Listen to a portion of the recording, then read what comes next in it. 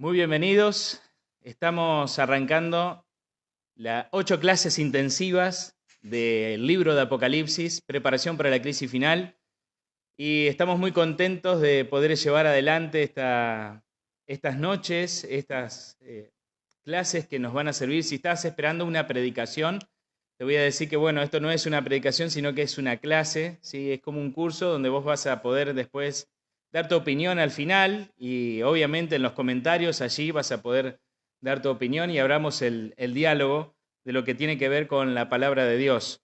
Y claro, nosotros vamos a seguir lo que fuimos y los que asistimos al curso de Daniel, vamos a seguir con lo que nos dejó Daniel para poder entender el libro de Apocalipsis. No se puede estudiar Apocalipsis sin Daniel y no se puede estudiar Daniel sin Apocalipsis. Y vamos a ver todo lo que tiene que ver con estos temas tan importantes para nuestros días, para los que vivimos en el tiempo del fin. Estás viendo atrás mío una cortina, detrás de mí, aunque no se ve todo, pero vos ves un recuadro grande, hay una cortina, alcanzás a ver que detrás de la cortina hay un par de cosas, ¿sí? Hay un cartel de 6 metros por 2 metros detrás mío, detrás de la cortina, que lo vamos a ir abriendo en estas noches. Pero primero, antes de llegar al cartel, al diagrama de los eventos del tiempo del fin, este diagrama enorme que tengo detrás mío, que lo hemos hecho a mano, con la ayuda de los hermanos aquí de Necochea. Estuvimos varias horas armándolo, así escribiéndolo, y esto nos va a ayudar para poder entender cómo se va a desarrollar los eventos futuros. Pero para primero entender todo eso tenemos que sentar bases. Y para sentar bases vamos a arrancar con el primer tema de esta serie de 8 que tiene que ver con la palabra de Dios. A ver, cómo estamos grabando y estamos en vivo acá. Siempre pasa algo cuando estamos en vivo. No me está funcionando, Silvia, si querés pasar la siguiente. Ahí está. El tema de esta noche se titula La profecía del espíritu de profecía. Usted dirá, ¿qué es esto, la profecía del espíritu de profecía? Bueno, tiene que ver justamente con el don de profecía para el tiempo del fin. Vamos a desarrollar este tema porque hay muchas personas que no entienden este tema, hay muchas personas que no comprenden qué es lo que está pasando. ¿Cómo puede ser que haya tantos profetas? ¿Cómo puede ser que haya tanta gente que esté enseñando la Biblia? Las enseñanzas son tan dispares, algunas tan alocadas. Tiene que ver con el tiempo del fin, de todo lo que está sucediendo en Israel y todo. Bueno, vamos a ver. Ahí, ahora sí funciona. Dice, ¿qué es la profecía y qué implica? Bueno, vamos a leer la Biblia en Amós, capítulo 3, versículo 7. Cuando nosotros vamos al profeta Amós, vamos a encontrar allí lo que dice el versículo 7. Porque no hará nada Jehová el Señor sin revelar su secreto a sus siervos los profetas. Claro, ¿qué es la revelación entonces? ¿Qué es la profecía? Es la revelación, ¿verdad? Y revelar significa correr la cortina, ¿sí? Correr, eso es revelar, ¿no? La revelación de Dios, lo que Dios, el Señor, ha revelado a los profetas y ha llegado hacia nosotros, es la profecía. Y cuando nosotros hablamos de profecía, no hablamos solamente de futuro, hablamos de pasado, de presente y de futuro.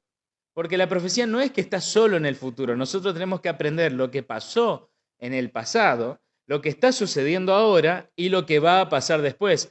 Con eso tiene que ver también el diagrama que tengo atrás que está oculto y que no estoy mostrando ahora, ¿sí? Pero ya lo vas a entender conmigo, ¿sí? Pero primero tenemos que entender un poquito este tema de la profecía, ¿no? Entonces, ¿qué es y qué hace un profeta? Según Éxodo capítulo 4, yo estoy buscando acá en mi Biblia, agarrás vos tu Biblia también donde quiera que estés, y buscá conmigo también Éxodo capítulo 4, versículos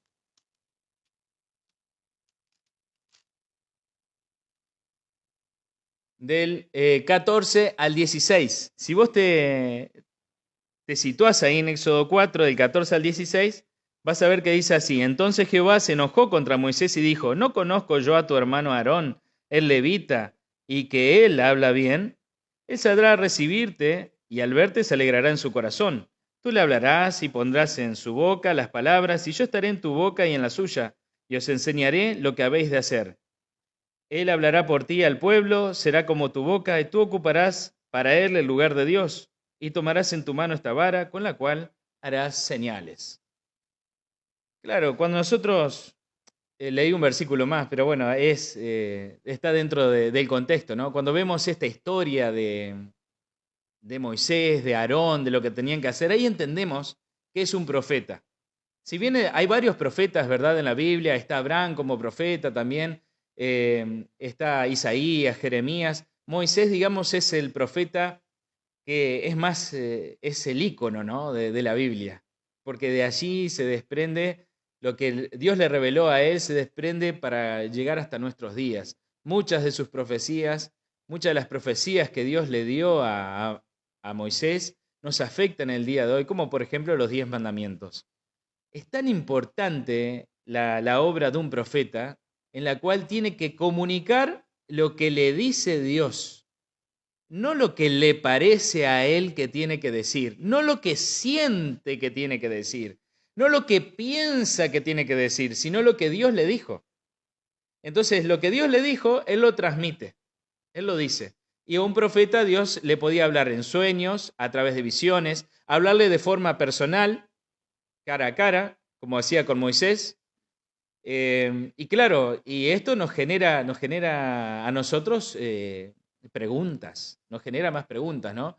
Pero leamos lo que dice Deuteronomio 18, del 18 al 20, que tiene que ver con una profecía de Jesús, ¿sí? Ya hablando Moisés de la llegada del gran profeta, que es Jesús mismo, esta profecía que se cumple en la vida de la samaritana, en la cual Jesús se encuentra con la samaritana y le habla acerca de esto. Ella le nombra acerca de el profeta, del cual hablaba Moisés. Ahora dice, un profeta como tú les levantaré en medio de sus hermanos, pondré mis palabras en su boca y él les dirá todo lo que yo le mando. Pero a cualquiera que no oiga las palabras que él pronuncie en mi nombre, yo le pediré cuenta. El profeta que tenga la presunción de pronunciar en mi nombre una palabra que yo no le haya mandado pronunciar o que hable en nombre de dioses ajenos, ese profeta morirá. Claro, está bien claro acá. Para nosotros, valga la redundancia, porque cuando Dios le dice algo a un profeta, el profeta comunica lo que Dios le dijo, pero no puede decir algo que Dios no le dijo. Y hay mucha gente que hoy siente que Dios le dijo algo y entonces va y le dice a una persona. Una vuelta viene una persona y golpea mi puerta y me dice, tengo un mensaje de Dios. Pasá, le digo, pasá, sentate. Yo nunca tomo a la ligera los mensajes de Dios. Entonces le digo, sentate por favor, decime, ¿cuál es el mensaje de Dios? Que usted me tiene que dar dinero para que yo le compre medicamentos a mi hija. Bueno, está bien, no hay problema, pero ahora decime, te hago una pregunta.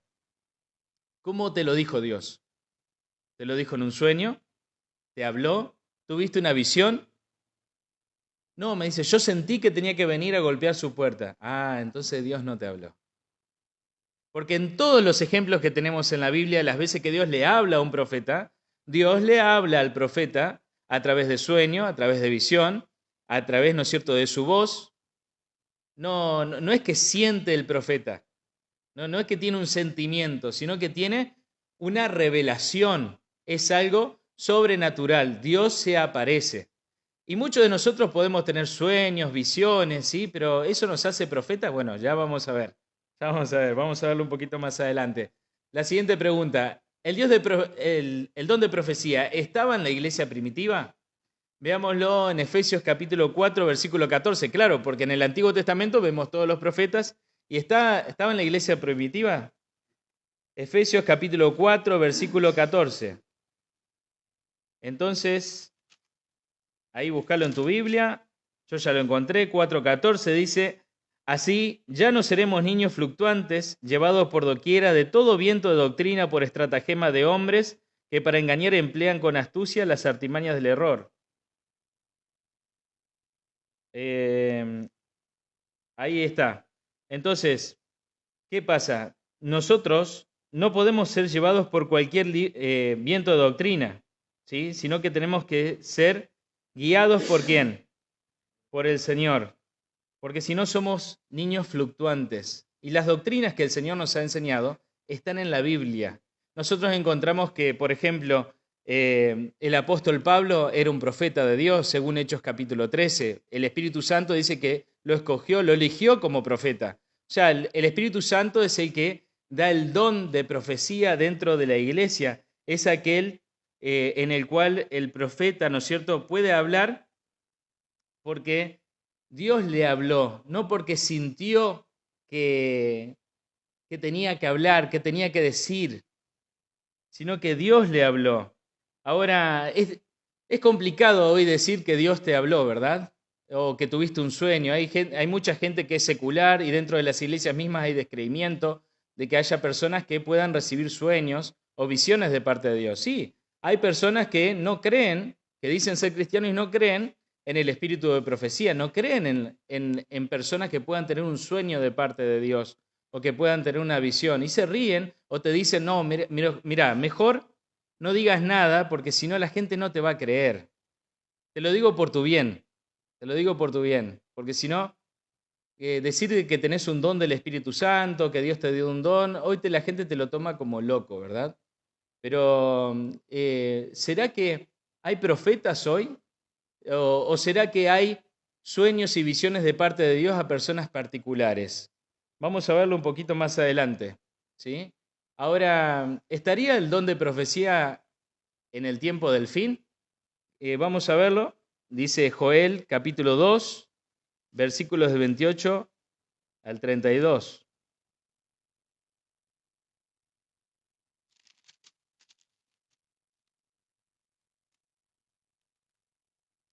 Dice así, después de esto derramaré mi espíritu sobre todo ser humano y profetizarán vuestros hijos y vuestras hijas, vuestros ancianos soñarán sueños y vuestros jóvenes verán visiones. También sobre los siervos y las siervas derramaré mi espíritu en aquellos días. Haré prodigios en el cielo y en la tierra, sangre y fuego y columnas de humo. El sol se convertirá en tinieblas y la luna en sangre antes que venga el día grande y espantoso de Jehová. Y todo aquel que invoque el nombre de Jehová será salvo, porque en el monte Sión y en Jerusalén habrá salvación, como ha dicho Jehová, y entre el resto, al cual él habrá llamado. Acá aparecen varios detalles proféticos que nos llaman la atención. Primeramente nos habla acerca de la apertura del sexto sello, cuando habla acerca de las señales que habrá en el cielo, ¿sí? Que el sol se convertirá en sangre, la luna en sangre. Esto lo vuelve a hablar Apocalipsis capítulo 6, cuando tiene que ver con la apertura del sexto sello.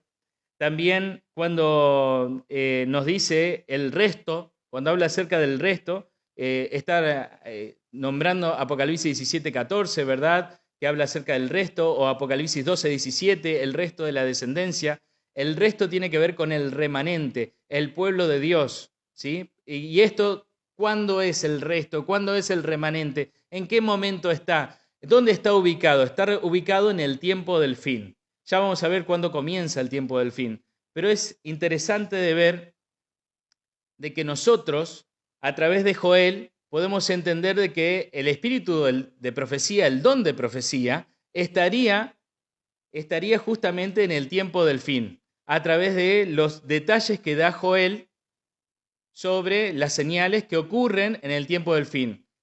Si te parece mucha mezcolanza todo esto que te estoy diciendo, no te preocupes porque lo vamos a volver a repetir y en este diagrama de 6 metros por 2 que tengo atrás mío, también está. Y lo vamos a ver y vamos a ver la fecha de cada uno de los eventos, esto que acabo de nombrar. Ahora, fíjate vos qué interesante. ¿Tener sueños y visiones significa que soy un profeta de Dios? No, no quiere decir de que soy un profeta de Dios. Un profeta de Dios es una persona llamada para un ministerio que es el ministerio de ser profeta, ¿sí? Ese ministerio implica mucho sacrificio. Y nosotros encontramos a través de la profecía de que ha habido muchos profetas a lo largo de la historia y que Dios ha utilizado a personas para llevar el mensaje, y esos mensajes están escritos hoy en la Biblia. La Biblia es lo que nosotros tenemos como base para poder comprender qué es un profeta y cuándo Dios le habla a un profeta, ¿sí? Y tenemos algunas cosas que, bueno, por falta de tiempo no lo vamos a buscar, pero, por ejemplo, te cito, ¿cuándo me doy cuenta de que de que yo estoy leyendo a un profeta. Bueno, cuando leo de la Biblia lo que es un profeta, me voy a dar cuenta de que es un profeta porque habla de acuerdo a la ley y al testimonio. ¿Sí? Eso es lo que dice Isaías 8:20. Si no hablan conforme a esto es porque no les ha amanecido. Sus predicciones se cumplen, como dice Jeremías 28:9. Si no, Jehová no ha hablado por ese profeta.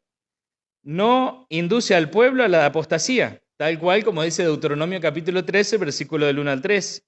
Declara lo que Dios le inspira y no habla de sí mismo, tal cual lo que dice Jeremías 14:14. Reprueba el pecado, tal cual como dice Jeremías 23, versículos 21 y 22. Entonces, un verdadero profeta, un profeta de Dios, habla según la ley y el testimonio. Sus predicciones se cumplen. No induce el pueblo a la apostasía. Declara lo que Dios le inspira y no habla de sí mismo. Y el quinto, reprueba el pecado. No está de acuerdo con el pecado. No lo aprueba, no lo apoya de ninguna forma, de ninguna manera.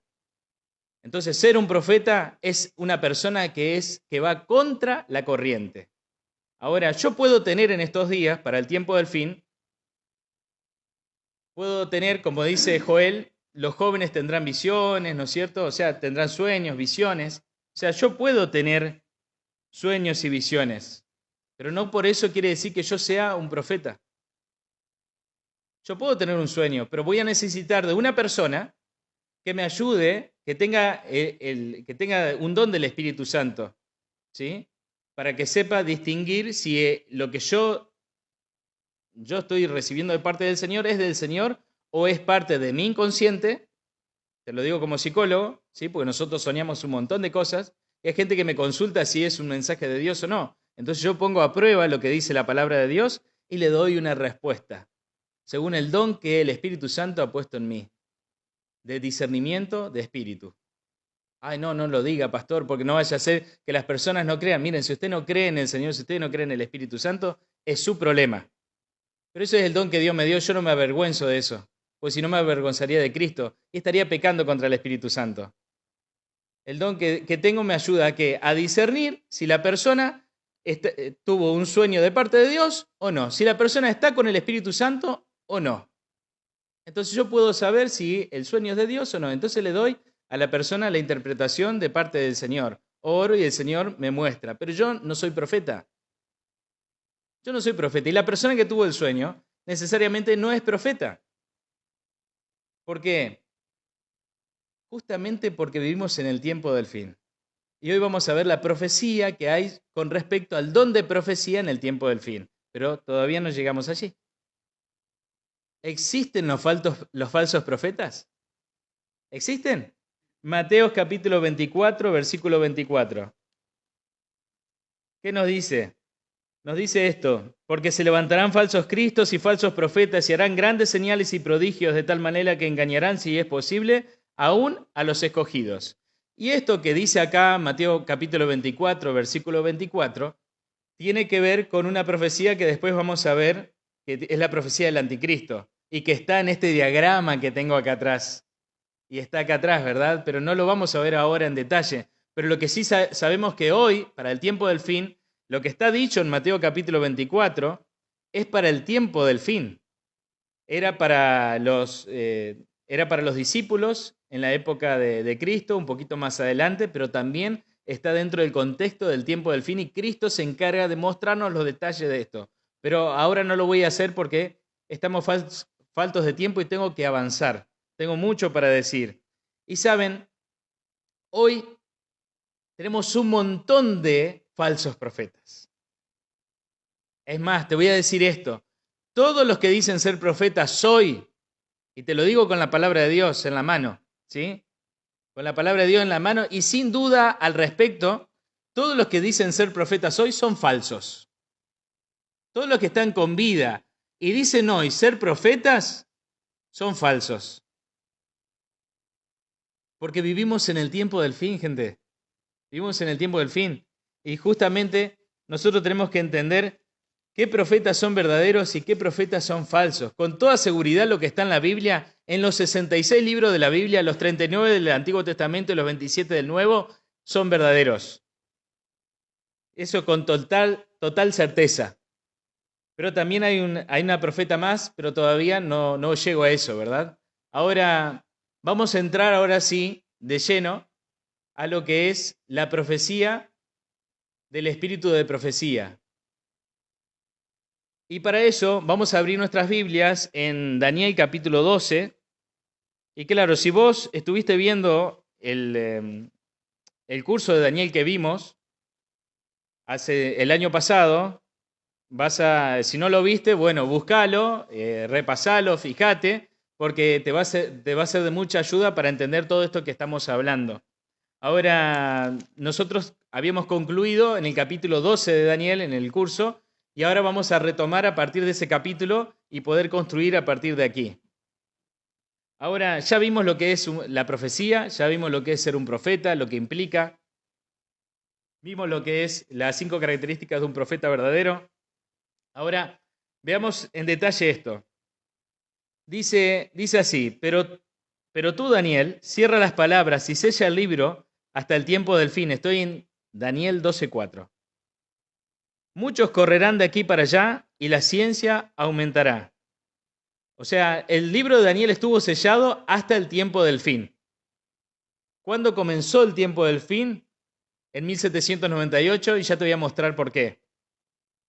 Yo, Daniel, miré y vi a otros dos que estaban en pie, uno a este lado del río y el otro al otro lado, y dijo uno al varón vestido de lino que estaba sobre las aguas del río: ¿cuándo será el fin de estas maravillas? O sea, ¿cuándo sería qué cosa? El tiempo del fin.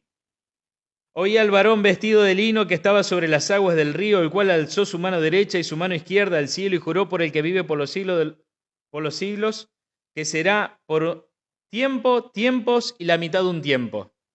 Cuando habla de tiempo y la mitad de un tiempo, está hablando de 1260 días o 1260 años.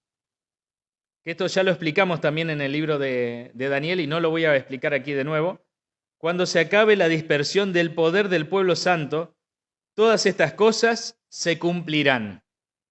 ¿Cuándo sería el tiempo del fin? ¿Cuándo sería? Después de los 1260 años. Ahí se cumpliría todo lo que viene describiendo el capítulo 12, los versículos 1, 2, 3, 4, ¿no es cierto? Todo eso se cumpliría. Daniel selló el libro y nadie lo entendió al libro de Daniel. En la época de Jesús nadie entendía el libro de Daniel. Jesús sí lo entendía, pero las personas no lo entendían. Jesús nos dejó migajas de pan para poder entender el libro de Daniel a través de Apocalipsis capítulo 24, nos dejó migajas de pan a través de sus parábolas que tienen que ver con la profecía bíblica, que tienen que ver con el tiempo del fin, de preparación, de entrega, de lo que tiene que ver con lo que nosotros estamos viviendo hoy en día, gente. Entonces, claro, cuando uno agarra y dice, bueno, acá tenemos entonces, ¿y qué pasó después? ¿Qué pasó? Bueno, resulta de que cuando vos terminás el libro de Daniel, te vas a encontrar con Apocalipsis. Entonces, en el capítulo 1 vas a encontrar la descripción de quién es el que habla, quién es el que le revela el Apocalipsis a Juan. Y es Jesús mismo, es el Evangelio de Jesucristo, o sea, es la revelación de Jesucristo. Entonces, la gente le tiene miedo a la palabra Apocalipsis porque habla acerca del tiempo del fin. Pero la palabra Apocalipsis significa revelación, significa correr el velo, desvelar, revelar, ¿sí? Es lo que nosotros vamos a hacer después con este diagrama de 6 metros por 2 metros, ¿sí? Y que no te estoy mostrando ahora todo lo que tiene, pero te va a encantar después. Ahora, y también hasta te puede asustar, no sé, ¿cómo lo vas a tomar?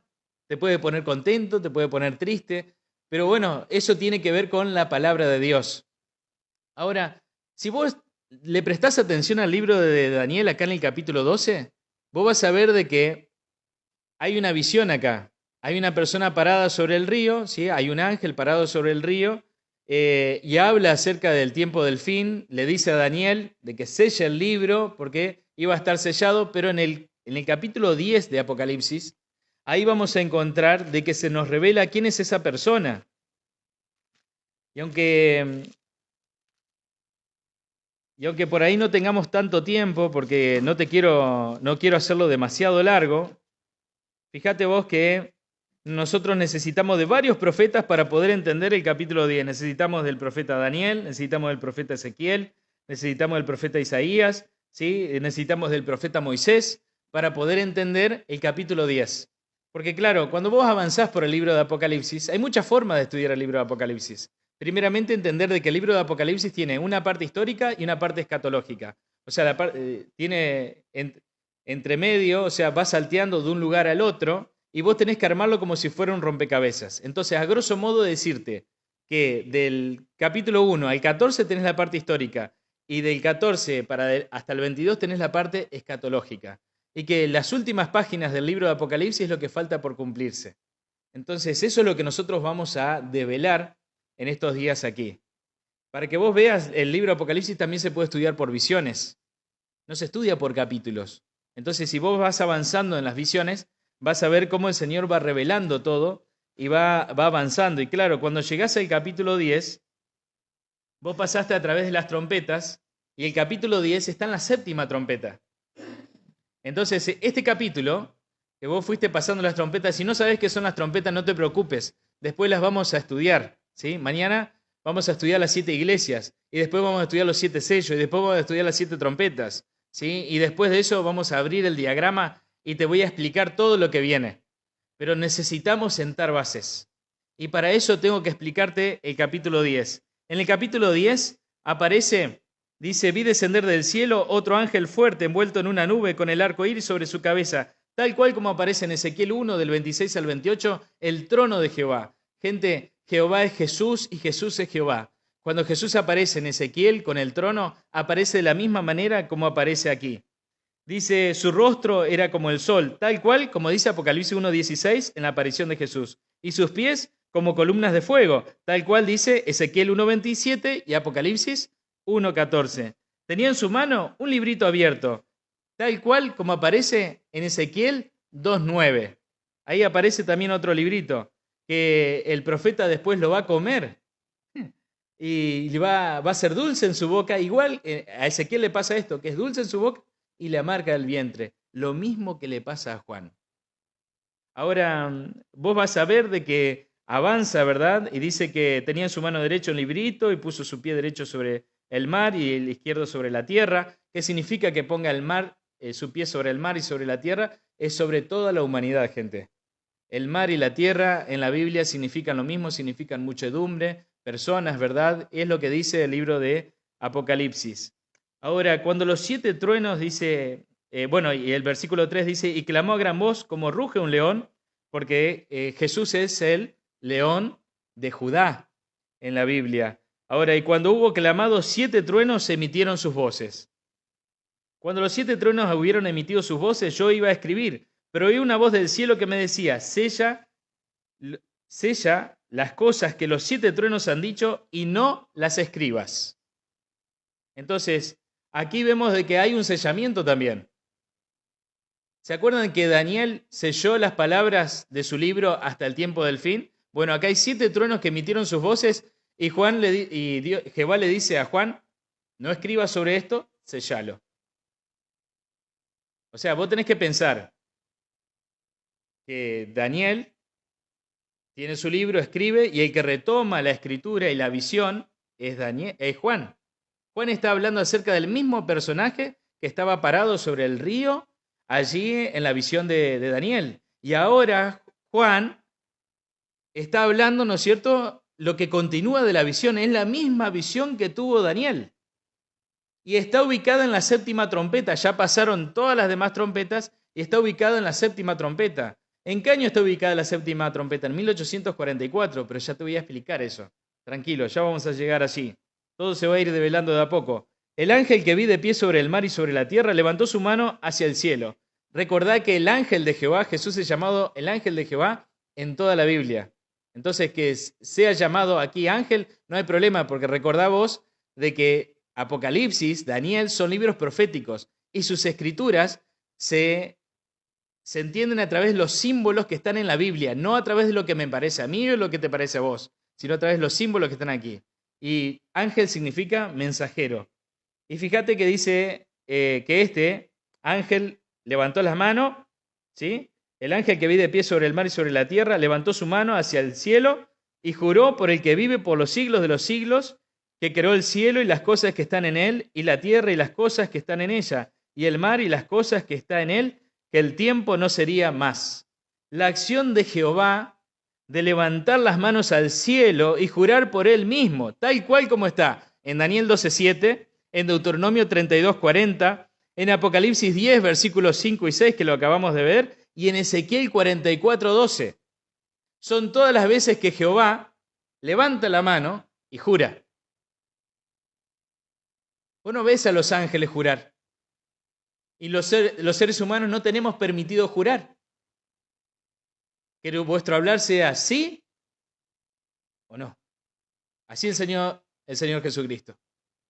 Para que no entremos en pecado, de andar tomando las cosas en vano que tienen que ver con el Señor Jesús, que tienen que ver con el Señor Jesús, que tienen que ver con el Padre y su creación. Pero ahora vos fíjate qué importante esto, porque Él jura que el tiempo no sería más. ¿Qué significa eso? Que ya no habría profecías de tiempo, gente. Después de la séptima trompeta ya no habría profecías de tiempo, porque en la séptima trompeta termina la profecía más larga de la Biblia, que es la profecía de los 2300 años, la cual vimos en el libro de Daniel y que vos la estás viendo atrás mío. Esa profecía de los 2300 años que comienza en el 457 a.C. y termina el 22 de octubre de 1844, donde Jesús pasa del lugar santo al lugar santísimo. Esa profecía de los 2300 años es la profecía más extensa de la Biblia. Pero ¿sabés qué? Las profecías de tiempo ya no aplican en la Biblia. Ya no hay más profecías de tiempo en la Biblia. Hay profecías condicionales y hay profecías no condicionales que se aplican para estos días que están por venir, que se aplican para nuestros días, pero ya no profecías de tiempo. Entonces, aquí ya vemos de que Jesús declara de que no habría más profecías de tiempo. Y sigue diciendo, sino que en los días de la voz del séptimo ángel, cuando él comienza a tocar la trompeta, el misterio de Dios se consumará como él lo anunció a sus siervos los profetas. ¿Cuál es el misterio de Dios? Esta profecía, queridos. Esta profecía, el misterio de Dios se consumará. ¿Cuál era el misterio de Dios? ¿Qué pasaría en la séptima trompeta? ¿Qué pasaría en el reino de los cielos? No qué pasaría aquí en la tierra, sino qué pasaría en el reino de los cielos. La voz que oí del cielo, dice así, la voz que oí del cielo habló otra vez conmigo y dijo, ve y toma el librito que está abierto en la mano del ángel que está en pie sobre el mar y sobre la tierra. Fui donde el ángel diciéndole que me diera el librito y él me dijo, toma y cómelo, te amargará el vientre, pero en tu boca será dulce como la miel. Esto mismo, recordad que le pasó al profeta Ezequiel en Ezequiel 3:3. Y dice, entonces tomé del librito de la mano del ángel y lo comí. En mi boca era dulce como la miel, pero cuando lo hube comido, amargó mi vientre. Claro, ¿y qué pasó acá? Resulta que en 1844, los primeros adventistas creían de que en 1844 Cristo venía a la tierra. Y ellos se prepararon y predicaron en el mundo entero que Cristo iba a venir a la tierra. No solamente ellos, sino que muchas personas en el mundo entero empezaron a leer las profecías de Daniel y empezaron a comprenderlas, empezaron a entenderlas.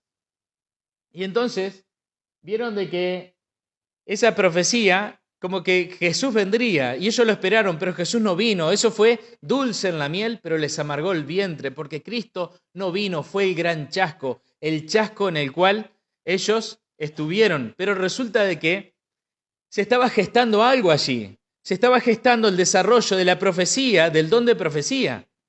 Porque claro, Jesús no vino, sino que pasó algo en el reino de los cielos. Jesús pasó del lugar santo al lugar santísimo, estudiando el santuario, estudiando el libro de Hebreos, estudiando lo que dicen las profecías bíblicas. La profecía más importante de Daniel, que es esta que está acá atrás mío en el diagrama, ¿qué era lo que había pasado? Había comenzado el juicio investigador. Jesús se había sentado a la diestra del Padre cuando ascendió.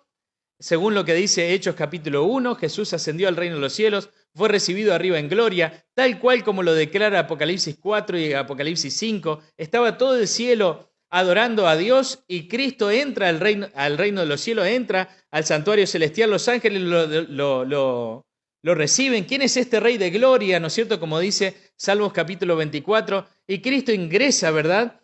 Y Cristo recibe del Padre en su mano el libro con los 7 sellos. Y entonces, ¿qué pasa? Cristo se sienta a la derecha del Padre y comienza a abrir los sellos. Y lo que te estoy describiendo es lo que va pasando después en el libro de Apocalipsis. ¿Y qué sucede después? Y lo que sucede después es que pasan los años y Cristo va abriendo el primer sello, el segundo sello, el tercer sello, el cuarto sello, el quinto sello.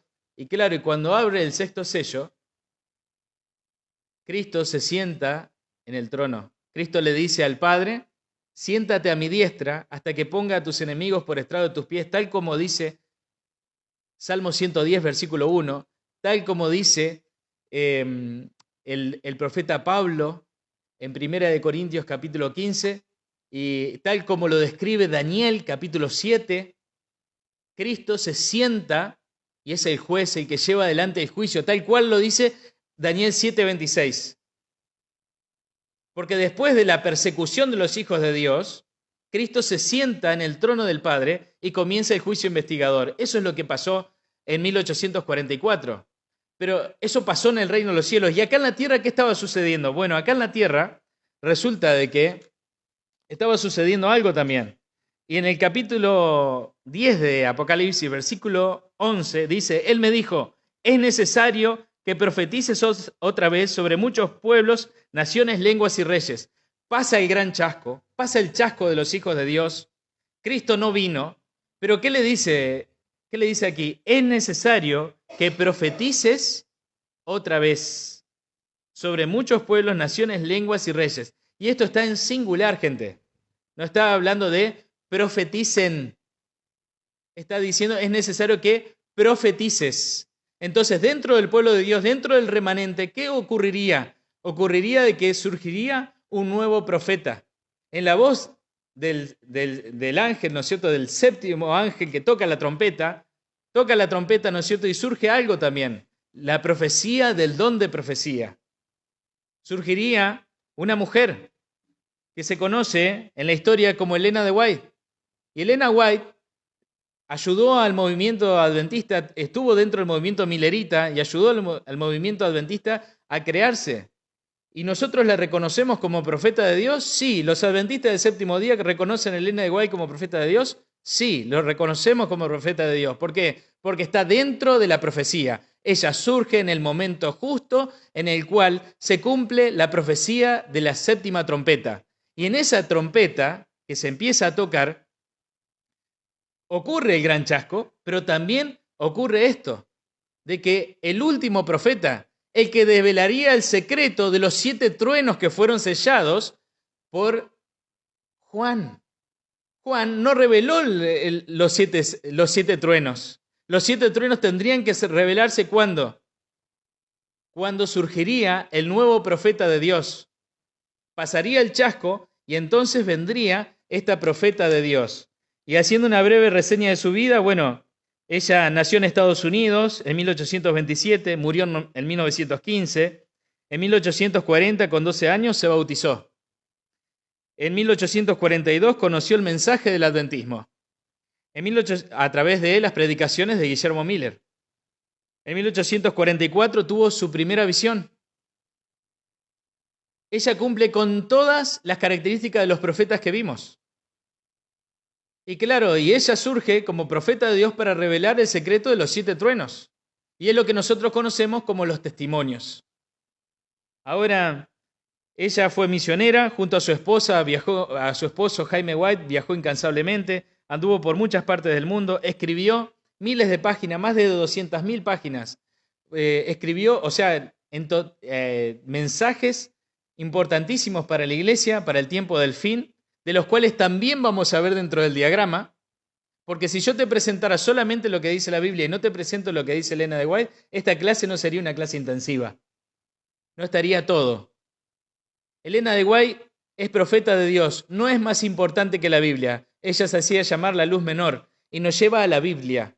El que nunca leyó a Elena de White y la critica, realmente no sabe de lo que está hablando.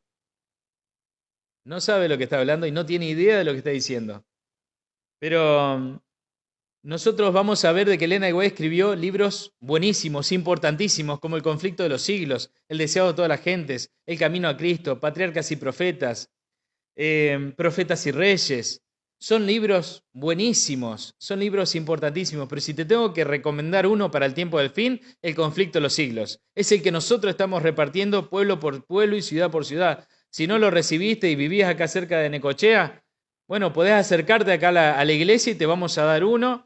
Acá en calle 58, el número 3455, y vas a poder acercarte y recibir el libro misionero que nosotros tenemos para regalarte. Sí, te lo vamos a regalar. ¿Sabes por qué? Porque es importantísimo. ¿Sí? Y después de la Biblia, considero que es el libro más importante que podés leer. Ahora, Elena de White vivió en esta época, en la época de la última trompeta. Ella surge allí como el don de profecía, la profecía del don de profecía. La profecía en la cual a nosotros nos ayudaría para comprender todo lo que es el esquema del Señor. Pero déjame decirte esto, un detalle. Te voy a decir un detalle. Si vos sos una persona que no sos adventista del séptimo día y nunca leíste a Elena de White, pero vos orás en el Espíritu Santo, ¿el Espíritu Santo te puede llevar a las mismas conclusiones que yo? ¿O que yo tengo? ¿O que tiene cualquiera de mis hermanos de iglesia? ¿O que a las mismas conclusiones a las cuales el Señor le reveló a Elena de White? ¿Sabes por qué? Porque el Espíritu Santo es uno solo. El Espíritu Santo no confunde. El Espíritu Santo muestra. ¿Y qué nos ha mostrado a través de los años el Espíritu Santo? Nos ha mostrado que la profecía no se contradice y nos muestra, ¿no es cierto?, la última profecía de tiempo, que justamente esta última profecía de tiempo terminó en 1844. Entonces, vos vas a encontrar ahí, fíjate, donde dice inicio de los 2300 años, en el 457 a.C., a ver si puedo apuntarlo así para atrás, ahí en el 508, cuando fue bautizado el rey Clodoveo y le dio los ejércitos al papado, porque el papado no podía conquistarlo por sí mismo, no podía llevar adelante su conquista, y entonces el rey de Francia, ¿verdad?, de los francos, todavía no era Francia, de los francos, ¿verdad?, una de las 10 tribus, de las 10 tribus bárbaras que después formaron lo que nosotros conocemos como la Europa dividida, le dio su ejército, y ahí es donde comienzan los 1290 años, ¿sí?, que terminan ¿dónde? En 1798. Y también encontramos los 1260 años, que inician en el 538 después de Cristo, cuando el emperador Constantino lo declara al Papa y a la iglesia, ¿no es cierto?, la declara como madre de todas las iglesias. Y esto también lo vimos en el libro de Daniel. Y fíjate que durante 1260 años el papado persiguió a quienes, a los hijos de Dios. Durante 1260 años hizo lo que quiso en el mundo. Doblegó Asia, doblegó Europa, a través de las tribus bárbaras, de lo que nosotros conocemos como la Europa dividida. Él doblegó a África, Asia, América. En toda esta época, ¿no es cierto?, se causaron tremendas muertes en el nombre de Dios. Aquí están las cruzadas, gente. Aquí están los genocidios más grandes de América, que no murieron por una gripe, que no murieron por enfermedades del hombre blanco, sino que murieron en manos de los ejércitos comandados por el papado. Y nosotros entendemos muy bien todo esto a la luz de la Escritura. ¿Y por qué te lo digo sin pena, sin la lengua y sin miedo? Porque lo dice el Señor. Porque así está descrito en la Biblia, así está descrito en la palabra. Y sabemos muy bien quién es el cuerno pequeño, quién es el papado, y para nosotros no es ningún secreto. Y saber de que después de estos 1260 años de persecución, tal cual como lo enseña Daniel 7, Daniel 12, Daniel 8, tal cual como lo enseña la Biblia, después de todo este tiempo de persecución, tal cual también lo explica Apocalipsis capítulo 13, nosotros entendemos que el tiempo del fin comienza en 1798, cuando el general Berthier, por órdenes de Napoleón Bonaparte, pone preso al Papa Pío VI. Y ahí se produce lo que nosotros conocemos como la herida de muerte del papado. ¿Y qué sucede allí? ¿Qué comienza allí? Claro, resulta que justo antes empezó a abrirse, antes de 1798, en 1755, comenzó a abrirse el sexto sello. Y en 1844, que es parte de la apertura del sexto sello, está la séptima trompeta, que comienza a tocarse. ¿Y qué es lo que sucede allí? Inicia el tiempo del fin en 1798 y en 1844 nosotros encontramos el final de la profecía de los 2300 años, la trompeta, la séptima trompeta, de la cual nos habla del último profeta para la humanidad. Entonces yo con toda certeza y con toda seguridad te digo esto, no hay ningún profeta vivo en este momento, porque Elena de White murió en 1915 y según la profecía del espíritu de profecía, el último profeta era en la séptima trompeta y ella llevó su ministerio a partir de la séptima trompeta. Después de que Cristo pasara del lugar santo al lugar santísimo en el reino de los cielos, aquí en la tierra se estableció el último profeta en la tierra, el cual revelaría el secreto de los 7 truenos. Y eso ha sido el ministerio de Elena de White, el cual dio forma a la iglesia adventista del séptimo día. ¿Qué es la iglesia adventista del séptimo día? Es la iglesia remanente, es la que llama a los hijos de Dios de todas partes del mundo a que guarden los mandamientos de Dios y tengan el testimonio de Jesucristo.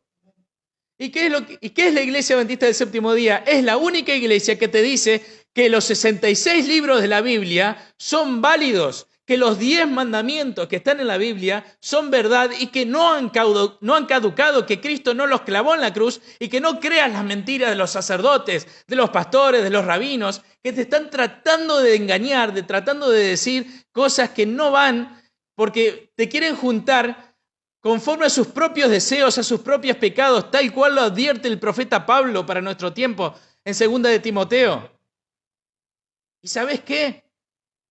Yo, como pastor de la Iglesia Adventista del Séptimo Día, como psicólogo, como hombre, como hijo de Dios, te estoy diciendo a vos con toda certeza de que lo que está en la Biblia es la verdad.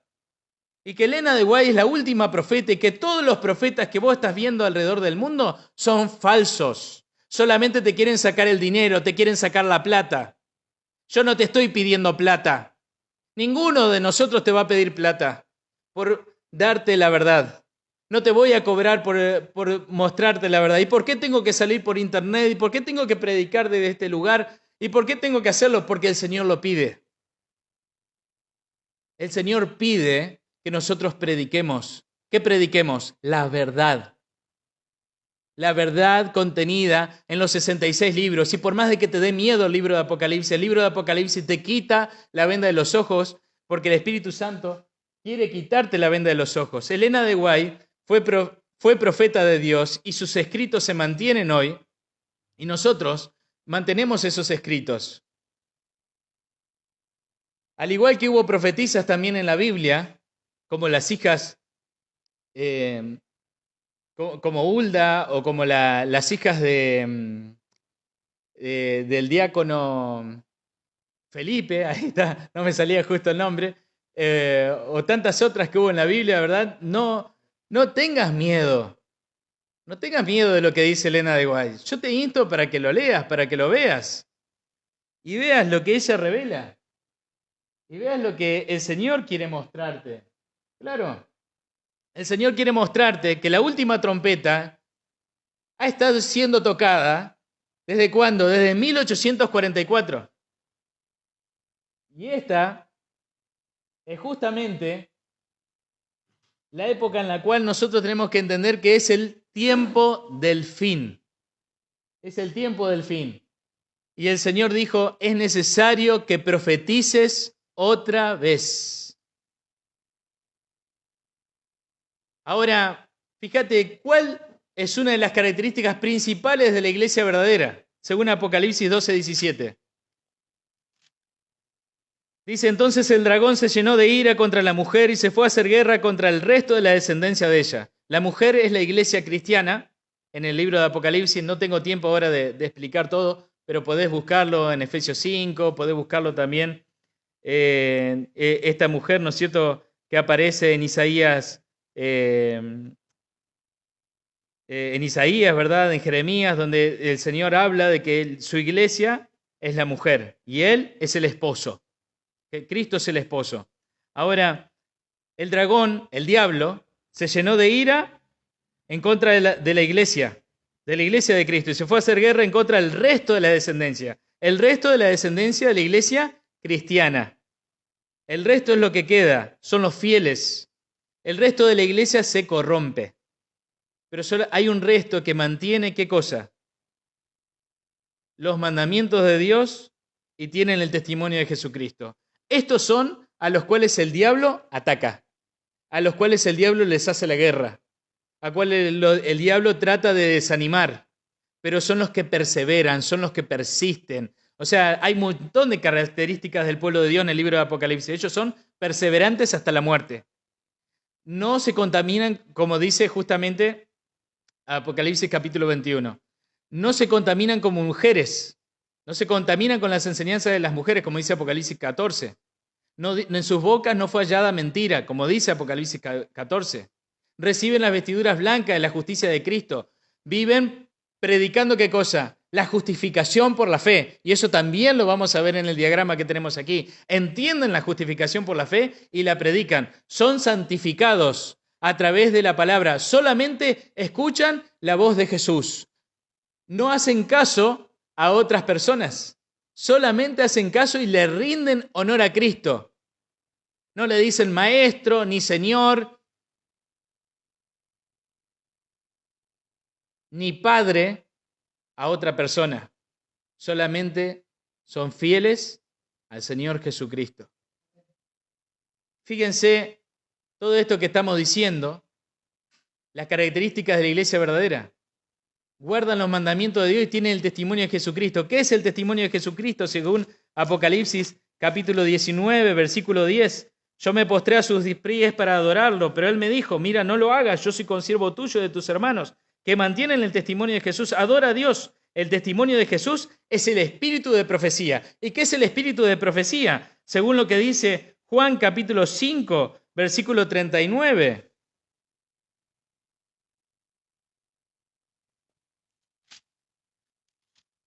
Juan 5:39 dice así: escudriñad las escrituras porque a vosotros os parece que en ellas tenéis la vida eterna y ellas son las que dan testimonio de mí. Las escrituras son el testimonio de Jesucristo. Son el espíritu de profecía. ¿Quién reveló todo eso? El Espíritu Santo. El Espíritu Santo fue el que guió a los hombres de Dios, que fueron inspirados, dice, porque el Espíritu Santo inspira, revela e ilumina. En estos días, el Espíritu Santo te inspira o me inspira a mí para predicar la palabra de Dios. Nos ilumina para entender la Biblia, pero ya no revela como revelaba a los profetas. Ya no hay profetas. Entonces, que una persona tenga un sueño particular para una persona, para otra persona, para sí misma o para otra persona o para un grupo de personas, no lo vuelve profeta hoy.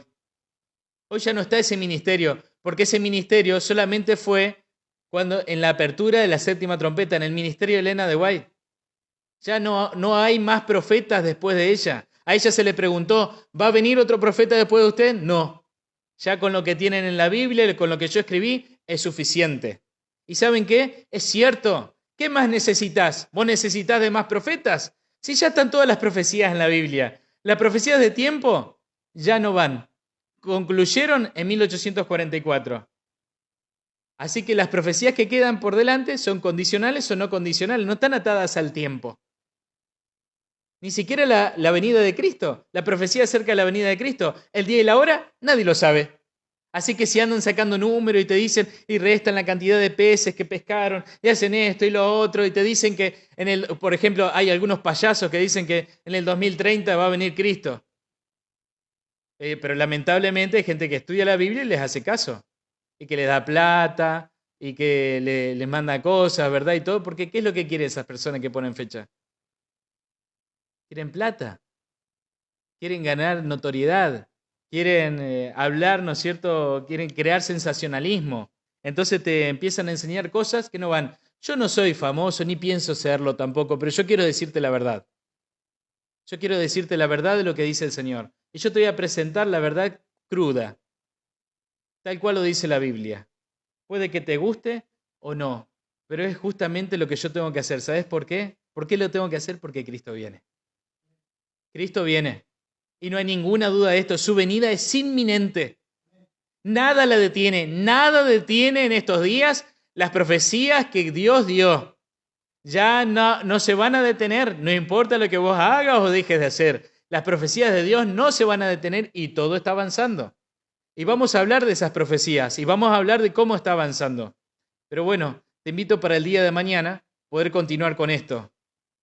¿Qué tenés que hacer vos hoy? Estudiar la Biblia, orar en el Espíritu Santo, pedirle al Padre, dirigirte al Padre en oración, pedir perdón por tus pecados y pedir al Espíritu Santo que venga en ayuda para que vos comprendas la Biblia y Él te abra los oídos y te quite la venda de los ojos y vos puedas seguir con claridad lo que dice el Señor.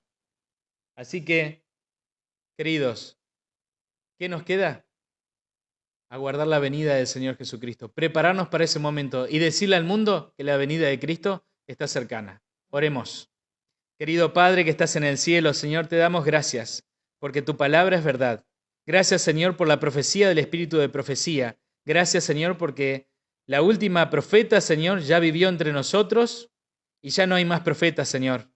Ya no hay más profecías de tiempo.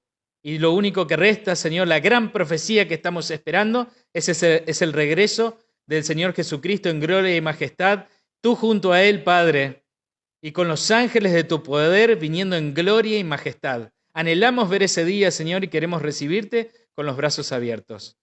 Que todos los que escuchen este mensaje puedan aceptarte. En el nombre de Cristo Jesús, amén.